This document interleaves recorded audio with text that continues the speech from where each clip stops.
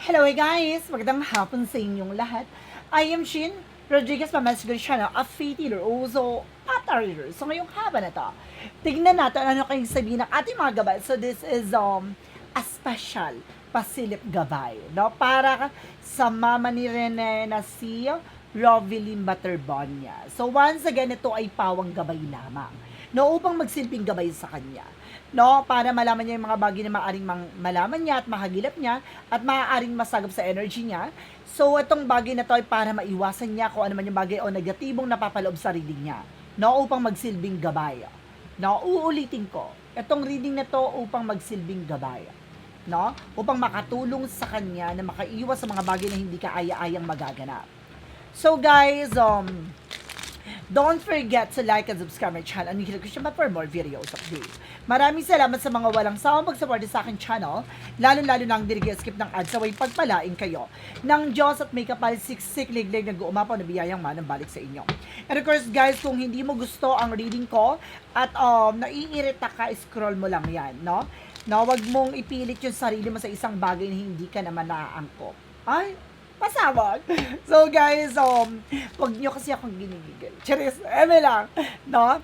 So guys, once again, maraming salamat po. Ito na, subaybayan natin at alamin natin, at talakayin natin, at maaari mahagilap natin sa kanya. Let's watch this. Pasabog, diba? Ganun dapat umaarte, ha? Ako lang dapat itong umaarte. Huwag nyo kayo na-arte yan. Ganun, pasabog.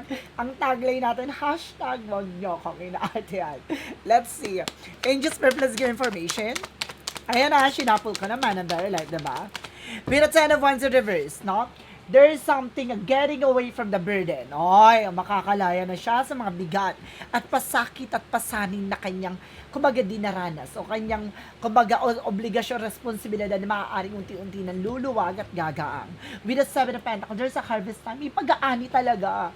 No, may mga pag-aani na maaaring makakamtan niya. So talagang, kumbaga, kasaganahan ay maaaring naghihintay na para sa kanya. Let's see. And of course, there's the Queen of Wands. By confident, no? Kumbaga, confident is the key to success. So, see, kumbaga, kailangan kumpiyansa, malakas ang loob, matapang, no? Na para magtagumpay siya sa kung naman yung bagay na gusto niya mangyari, no? At gusto niyang maisakatuparan at matupad. Let's see. Additional messages. Reference with a chart for action movement. Magkakaroon ng changes and developments sa situations niya. Now, there's a taking action. So, kailangan talagang kumilos at gumalaw. There's a two joining forces. There's a positive and negative side. So, yun yun. No, kumaga, there's something a balance dapat sa bawat kilos at paggalaw. Let's see what is additional messages. And there's an item once from something perseverance, so kailangan magtiyaga, magpatuloy sa ginagawa.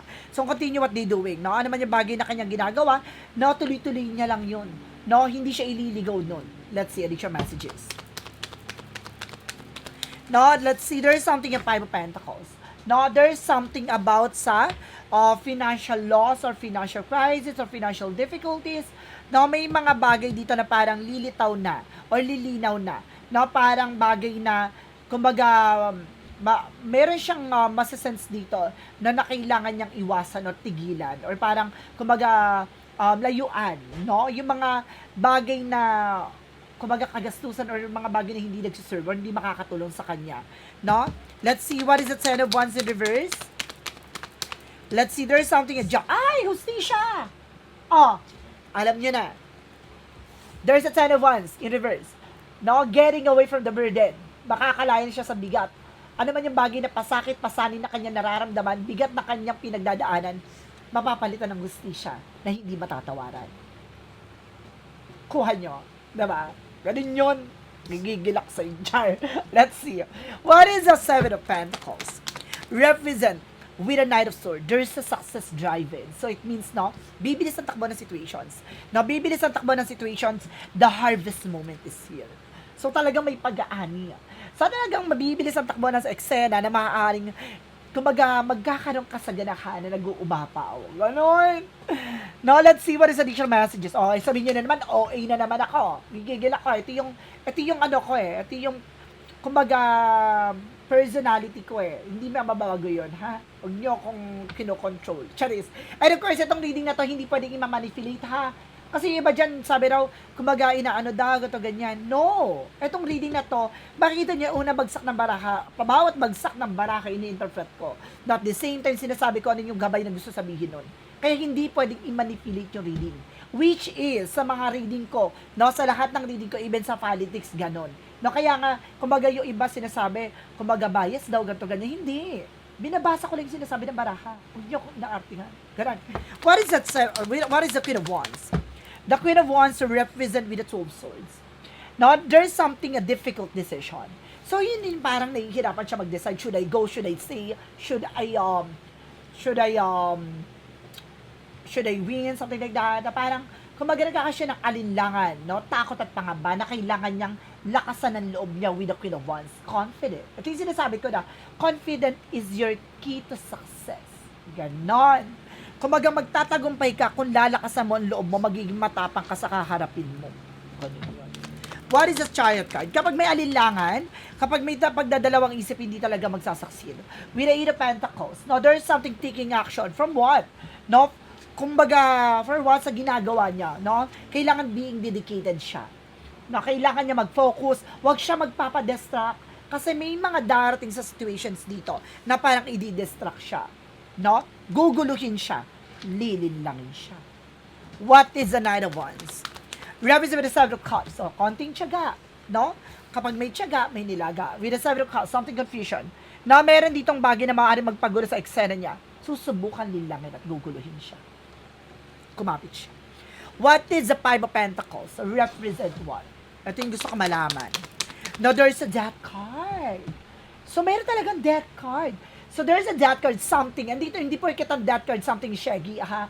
Ang death card nire-represent nito ay ending and a new beginning. So, it means, no, kinlarify niya ang Five of Pentacles, which is financial loss, financial difficulties, financial crisis, the reclarification with the death card. It means, kapag yan kinonbine mo, no, magiging result nito is matatapos na ang kahirapan nila. Matatapos na ano man yung baging tapasakit at pasanin na may kinalaman about sa finances. Kuha nyo? Ganun yun, ha? May clarificatory yun tinatawag. Okay? Gigigil ako yung mga iba nagmamarunong kasi dyan. What is the additional messages? With that Ten of Wands in reverse, and of course the Justice card, represented with the Four of Wands. Ooh! Ay, pasabog! There's a celebration coming in. So, may celebration talaga matatamo. The Ten of Wands. Matatapos sa burden. Matatapos sa obligation responsibilities. No? And of course, the Justice card. No, nire-represent with something justisya. No? At the Four of Wands, something celebration. Makakantan niya talaga. So, kumbaga, nasa kanya ang huling halak. Ganon. With a Page of Swords, now there's something you get more information. Marami pa siyang bagay na matututunan dito. Marami pa siyang bagay na malalaman regarding sa business, no, regarding sa finances. Marami pang bagay yun. What is the Queen of Wands and the Two of Swords? Represent with the Eight of Swords. Confident. No, kailangan niya ng kumpiyansa, nagkakaroon siya ng alilangan at takot. No, may mga toxic at negativity sa paligid niya. No, ibig sabihin na papalibutan ng toxic at negative si mama ni Rene. No, kailangan kumbaga mag-ingat siya. No, may mga negative at toxic daw sa paligid niya, kailangan maging aware. No? What is ito nabasa ko na naman, ha. Baka sabihin na naman naninira naman talaga ito. Hindi. Sinasabi ko lang para pag-iingat para sa kanya. Diba? What is the Chariot card? There was the Eight of Pentacles. There's a Ten of Swords, sabotage. Ibig sabihin dito, there's a taking action. No, being dedicated sa ginagawa niya, kailangan niya mag-focus, no, distractions with the Ten of Swords. Ibig sabihin dito, may nagde-distract sa kanya para sabotahihin, no, ang kanyang ginagawa, para ma-stress, ma-depress, at para itigil, no, ano man yung bagay na kanyang pinaglalaban. Kuha nyo. Ganun yun. No, maraming distraction na gagawin sila na para tantanan nito, no, ang justice na gusto niya. What is the Knight of Wands and the Seven of Cups? Represent with the Ten of Cups, something happiness. At the end of the time, magiging masayang kanyang pamilya sa lahat ng aspeto. Love life, career, finances. No, there's something, boom. Talagang merong paglago. Ganon. What is the Five of Pentacles and the Death card? Represent what? Represent with the Six of Wands. So, there's something na victory. So, may mga bagay na papagtatagumpay nila. See, about sa financial loss, financial crisis, financial difficulties, matatapos na ang kahirapan nila at magtatagumpay sila sa anuman larangan o buhay na kanilang tatahakin, lalo-lalo ng kanyang pamilya. Ayan ang ganda ha, nilalatag talaga, perfect. No? What is an outcome? Ang outcome, there's a full card. A leap of faith! So, ibig sabihin talaga, sinusubukan na kanilang pananampalataya at tiwala. Ay, there's a new beginning coming in. So, may bagong simula talaga para sa kanila. The Seven of Cups and the Knight of Swords, there's a Page of Swords. Now, there's a spine looking watching. So, mayroon daw nagsusubaybay sa kanila dito. At itong nagsusubaybay na to, there's a stress right now. No? Nai-stress na raw, nade-depress na raw, nag-i-stock sa kanila. With the Queen of Wands and the Two of Swords, there's an Eight of Swords. Represent with the Ten of Pentacles. There's something long-term success. No, magkakaroon siya ng pangmatagalang situation. At may nag-aaligid talaga na may lumalapit sa family nila. No? Kailangan niya mag-pay attention. May mga toxic at negative. So, kailangan maging aware, no, ang kanyang family sa mga nasa paligid at kumaga lumalapit sa kanyang family. Now, what is the Chariot card? Because the Eight of Pentacles, the Ten of Swords, represent dito. Now, with the Eight of Cups. No? Oh! Ito yung sinasabi ko eh. Ito yung sinasabi ko kanina pa. No? There's a Chariot for taking action. No? Para i-distract siya, guluhin siya. No? Sinasabotahe para guluhin, mawala sa concentration, mawala sa focus, at para matakot. No? Para mag-alinlangan. No? Para hindi niya na ituloy ano man yung bagay na kanyang gustong gawin. At itong bagay na to is let go, abandonment, iwanan, or kumbaga tigilan. No? Kumbaga para hindi na siya lumaban sa eksena, ganun. No, there is something a Knight of Wands with the Seven of Cups, represent with the Ten of Cups, represent dito with the overall outcome with the Four of Cups. Now, there's something a confusion. No, or something or re-evaluate or analyze. So, kailangan nila pag-isipan, mabuti. No, nag-over multiple tasks sila. So, ibig sabihin na nasusobrahan na sa kung ano man yung bagay na kanilang ginagawa, ganon. No, kailangan na, kumbaga, gamay-gamayan. No, kumbaga, nag-overpatig din. No? With the Five of Pentacles and the Death card with the Six of Wands, represent what? Represent with the Devil card. Ooh!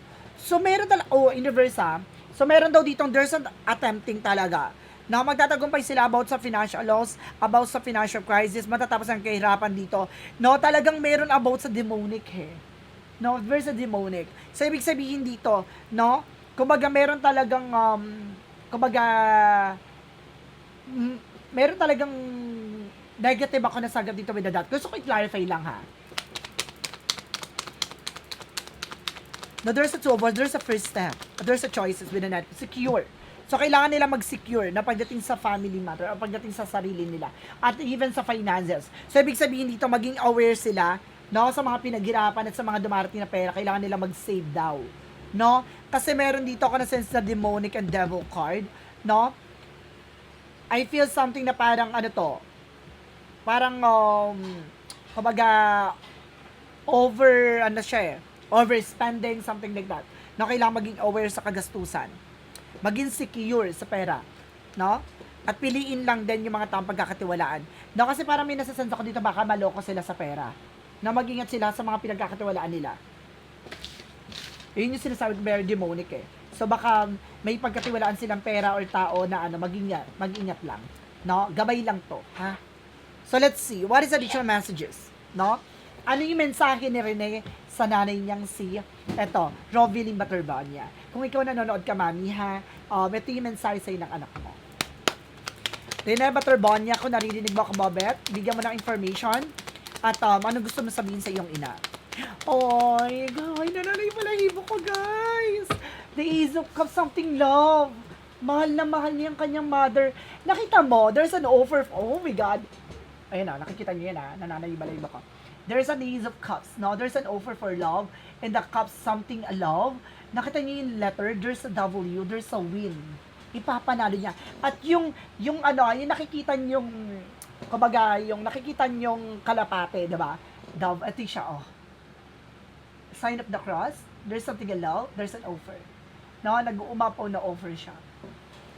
Pasabog. Mahal na mahal niya yung mother niya. Oh, there's a Queen of Pentacles. So, sinasabi dito ni Rene na kailangan maging mature ang kanyang ina sa paghawak or pag-manage ng maayos ng pera, no? Ng kanilang, kumbaga, mga dumating sa kanilang support, no? And there's the love, even sa kanyang love, sa kanyang family, no? Sa kanyang magulang. Talaga, mahal na mahal niya tong, kumbaga, papa niya tsaka mama niya, mahal na mahal niya. And there's a Page of Wands. So, there's something a good news. May darating daw na magandang balita sa kanyang ina, no? At sa kanyang magulang. So, ano tong magandang balita na to? No, magandang balita. So, let's see, additional messages. With the Knight of Cups, there's something, a wish fulfillment. So, matutupad yung mga pangarap nila. No, with the Queen of Cups, emotional intelligent. Kailangan maging mature ang kanyang ina pagdating sa emosyon. No? Lalaruin siya dito. Kasi maraming mga tao sa paligid niya na i-distract siya, no? Para magkaroon siya ng anxiety, no, depression. May mga, kumbaga, verbal expression sasabihin towards sa kanya, no? Para siraan siya, gato, ganyan. Mag-ingat siya. Huwag siya papa-apekto daw. No? Ayun yung gusto sabihin sa kanya. Mahal na mahal siya, ha? Ni Rene. Ayun yung gusto sabihin. No? Alamin natin yung maaaring masagap pa natin sa energy. No? Ni Mami Rene Baterbonia. Mami ni Rene na si Rovelyn Baterbonia. Now, there's a King of Cups. And there's something a King of Pentacles. Ay, so very, eto ha, there's something a two-man. So, may dalawang lalaki dito na very devoted. Tatay niya, ito yung asawa niya. At very secure. So, ito, kumbaga, there's something security and practicality. So, kumbaga, sinasabi dito na, kumbaga, meron ditong tutulong pa sa kanya, no? Kay Rovelyn. It's either yung isang anak pa, no? Magdadala to ng ano sa kanya. Support talaga din. May anak pa siyang lalaki na tutulong sa kanya. And there's something, ito yung asawa niya, no? Tataong kumbaga, parang tutulong sa kanya about sa finances with the King of Swords, no? There's something wise. So, meron dito naman about na isa pang anak niya na mas magiging wise na. Mas magiging matalino na. Tricking. No, may trickings na tinatawag, no? Ang galing. Now, let's see what is additional messages tayo with the Shadow Work represent what. Andito tayo sa Shadow Work represent what. Gusto ko magkaroon na extended reading, no? Para nang sa ganun magsilbing gabay pa sa kanya. Now, what is additional messages for Shadow Work? There's something inner balance. So, kailangan daw maging balance na kanyang ina. What you resist, persist. What you accept, transform. So, kung may mga bagay dito na kailangan niya tanggapin yung mga bagay na magpapabago sa situations niya. Na kailangan niya maging positibo at tanggapin yung mga bagay na nangyari. Kumbaga, in a good situation. So, parang, kumbaga, pagtanggap the way na parang sa nangyari sa anak niya. Pero, kumbaga, kasi para makapaghatak ng positive energy. Ganon. Para maging maganda ang kalalabasan, no, ng eksena ng investigation or cases, no, ni Rene. From what lies beneath. Shuffle ko muna ng very light.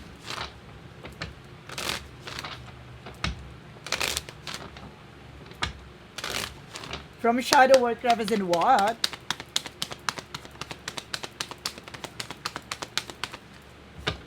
Bad choices. Mag-ingat siya sa mga pipiliin niya, ha. There's a bad choices. No, there's something toxic. May toxic talaga sa paligid niya. No? And there's something kick to the cup. Kailangan niya alisin yon na may toxic daw sa paligid niya. Hindi, ito ha, mamaya sabihin na naman, sinisira na naman yung mga sa paligid niya, gato ganyan. Hindi. Yung sabi ko lang, napili niya yung mga pagkakatiwalaan niya dito. There's a choices, toxic, and of course, kick to the crab. No? So, Madam, maraming salamat for this wonderful reading. Maraming salamat, Ma'am Rovelyn, for Baterbonia, for this wonderful reading. I hope nakatulong ako sa reading mo, ha? I hope nakabigay guidance to sa'yo or gabay to sa'yo. Once again, ito ay pawang gabay lamang upang masilip yung mga bagay na posibleng mangyari sa kinakalap, upang magsilbing gabay sa kanya, upang maiwasan niya yung mga bagay na hindi kaaya-ayang magaganap. Okay? So, don't forget to like and subscribe my channel and hit the bell for more videos update. Maraming salamat sa mga walang sawag support sa akin channel, lalo-lalo na ang skip ng ads, away pagpalain kayo ng Diyos at may kapal siksik-liglig na guumapaw ni biyaya manang balik sa inyo. Maraming salamat po. And see you the next video. Bye-bye and bye-bye.